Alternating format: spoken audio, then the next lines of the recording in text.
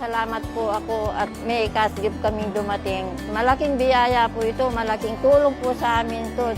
Hindi na naitago pa ni Nanay Leticia, isang senior citizen mula Tarlac City, ang saya sa natanggap na tulong sa pamahalaan. Isa kasi siya sa higit 400 senior citizen mula sa lungsod na nakatanggap ng cash incentive na bahagi ng mas pinaigting pa na Expanded Centenarians Act.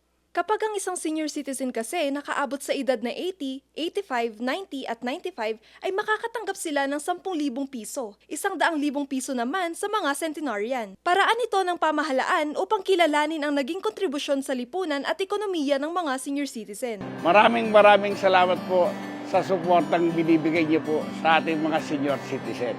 Ang insentibo, laking tulong din para sa centenarian na si Lola Irinea. Ni Lola, ibabangko lang namin siya para in case of kailangan niya, pambili niya ng food, ganyan. Bukod sa mga cash incentive, patuloy ang pagbalangkas ng programa ng Tarlac City Barangay Senior Citizen Association para matiyak ang kapakanan ng mga senior citizen sa lungsod. Kathleen Manipon, RNG News.